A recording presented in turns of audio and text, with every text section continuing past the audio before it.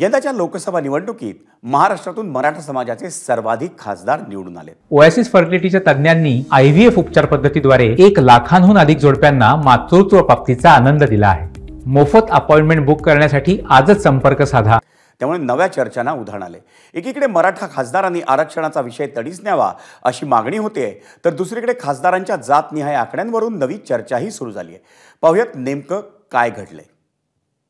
मराठा खासदार 26, ओबीसी खासदार 9, SC ST खासदार 10 आणि खुल्या प्रवर्गातील खासदार 3। नुकत्याच पार पडलेल्या लोकसभा निवडणुकीत महाराष्ट्रातील खासदारांचे हे जातनिहाय आकडे, हे आकडे धडधडीतपणे हेच दाखवतात की महाराष्ट्राने यावेळी मराठा समाजातीलच उमेदवारांच्या गळ्यात खासदारकीची माळ घातली आहे। अर्थात त्याचं कारणही मराठा समाजानं काढलेलं आरक्षणासाठीचं आंदोलन असल्याचं सांगण्यात येत आहे। मनोज जरांगे यांनी जालन्यात पेटवलेल्या आंदोलनाची ठिणगी हा म्हणता महाराष्ट्रभर पसरली आणि त्यांनी उभ्या महाराष्ट्रात आंदोलनाचा झंझावात उभा केला। त्यामुळे मराठा खासदार जास्त प्रमाणात निवडून आल्याचा कयास बांधला जातोय। महाविकास आघाडीचे मराठा खासदार आहेत 15, महायुतीच्या मराठा खासदारांची संख्या आहे 11। आता एकदा 2019 सालच्या आणि 2024 सालच्या खासदारांच्या जातनिहाय आकड्यांवरही नजर टाकू।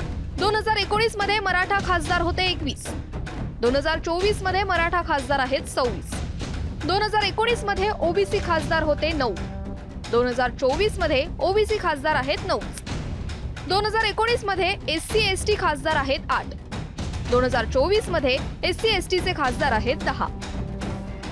यंदाच्या निवडणुकीत मराठा खासदारांचा आकडा तुलनेनं वाढला असल्याबद्दल ओबीसी नेते बबनराव तायवाडे आणि मराठा नेते विनोद पाटील यांनी काय म्हटलंय पाहूया। ओबीसी समाज हा मध्यमवर्गीय याच्यामध्ये येत असल्यामुळे एवढ्या मोठ्या निवडणुका लढण्याचा तो धाडस करत नाही आणि त्याच्यामुळे पर्यायाने मराठा वर्सेस मराठा अशी लढाई होते आणि त्याच्यामध्ये कुठलाही पक्ष जिंकत असेल तर तो मराठा कम्युनिटीचा उमेदवार निवडून येत असतो। त्याच्यामध्ये वावगं काही नाही आहे।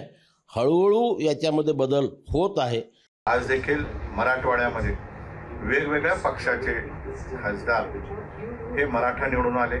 फक्त लातूर ही राखीव जागा असल्यामुळे माझे राखीव बंधू त्या ठिकाणी निवडले। प्रश्न असा आहे की या खासदारांवर फार मोठी जबाबदारी आहे। सर्वांनी एकत्र येऊन, सर्व पक्षांनी, सर्व पक्षाच्या अध्यक्षांनी एकत्र येऊन मराठा आरक्षणाचा निर्णय तोडगा हातात काढला पाहिजे। खरं तर खासदार हा लोकांचा प्रतिनिधी असतो। त्यानं सर्व जातींना सोबत घेऊन समाजातील शेवटच्या घटकापर्यंत विकासाची गंगा पोहोचवायला हवी, मग तो या जातीचा असो की त्या। हाच तर लोकशाहीचा खरा श्वास आणि ध्यास आहे, नाही का? छत्रपती संभाजीनगरहून कृष्णा केंडेसह रजत वशिष्ठ, ABP माझा, नागपूर।